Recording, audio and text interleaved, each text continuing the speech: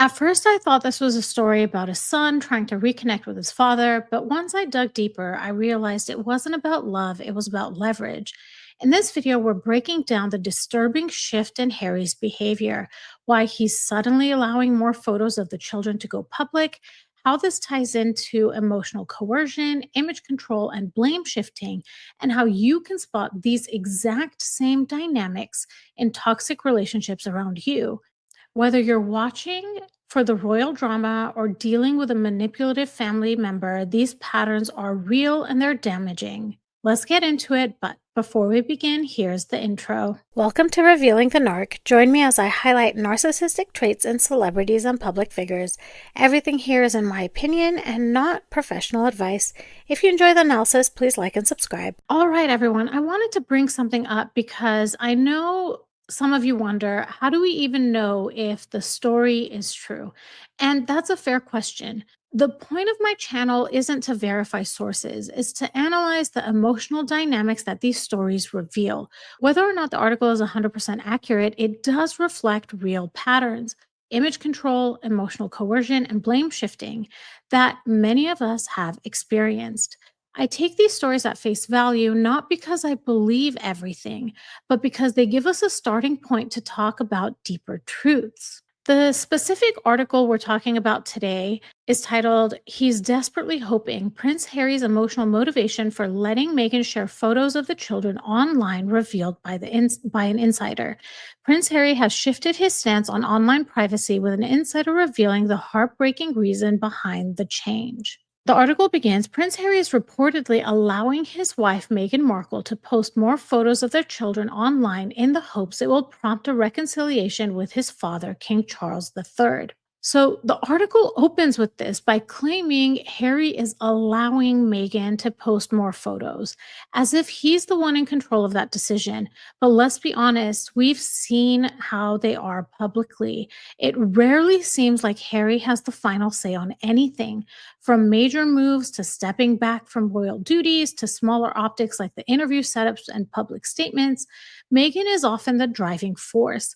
This framing that Harry is allowing something feels more like a PR spin than reality. If anything, it's more believable that Meghan is the one making the choice, and Harry rationalized it afterward as a hopeful gesture to reconnect with his father. That subtle wording matters. It tells you who they want us to believe is holding the reins. The article continues, the Duke of Sussex, who has long guarded the privacy of his young children, has traditionally avoided sharing images of them publicly. However, since Meghan's return to Instagram earlier this year, glimpses into their family life have become more frequent. Okay, let's pause there. When I first saw this headline that Harry's letting Meghan share these photos, my first guess was maybe, just maybe, he was doing it in the hopes of softening his father's heart. That maybe King Charles would see a picture of his grandkids and feel that familiar ache, that deep emotional pull to be part of their lives. It struck me as a human move, not political, not performative, just a son missing his father and trying, in the only way he knows how, to bridge the silence with a photo of the next generation. But as I kept reading, I realized I had completely misread what was actually happening here. The article continues, most recently, the 43-year-old Duchess shared series of photos from a family trip to Disneyland, offering rare insight into their life in California. According to a source quoted by Daily Mail Spotlight, Harry's decision is part of a desperate effort to show the royal family what they're missing out on, especially his father. Harry is completely heartbroken, the insider said. His dad refuses to see him or the kids, not even on Zoom. It's a last resort. He's desperately hoping the king might see a picture of the kids and realize what he's missing. And there it is. It's when I got to that line where it says that Harry is trying to show the royal family what they're missing out on, especially his father. And that hits completely differently because that's not the same as hoping for reconnection. That's not warmth. That's a tactic. This shifts the whole motivation. It's no longer, I hope you see them and miss them. It's, look what you don't have access to anymore.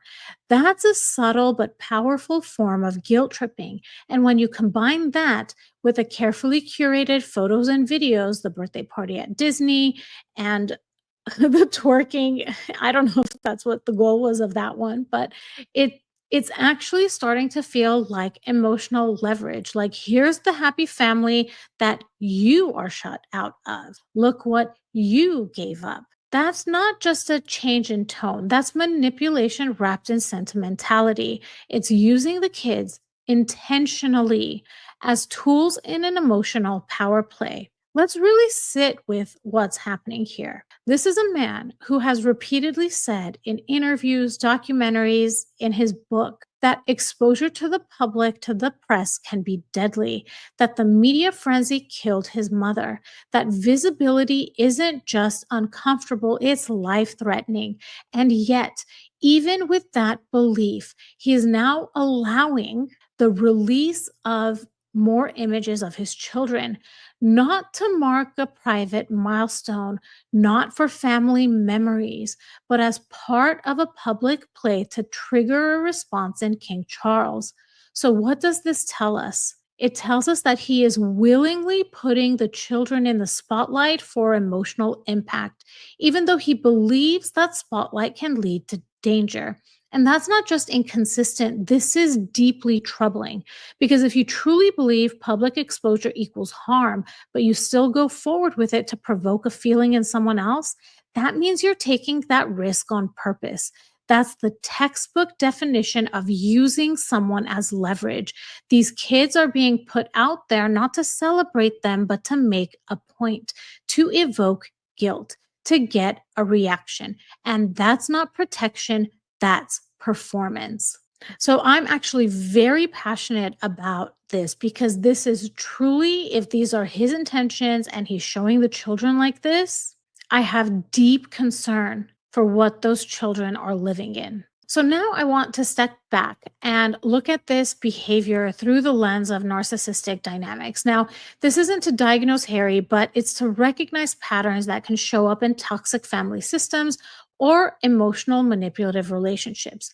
One of the first things I spot here is image control. In situations like this, it's common for someone to carefully manage how they're perceived, especially when they're feeling rejected or shut out. Sharing picture perfect glimpses of family life can be less about connection and more about sending a message.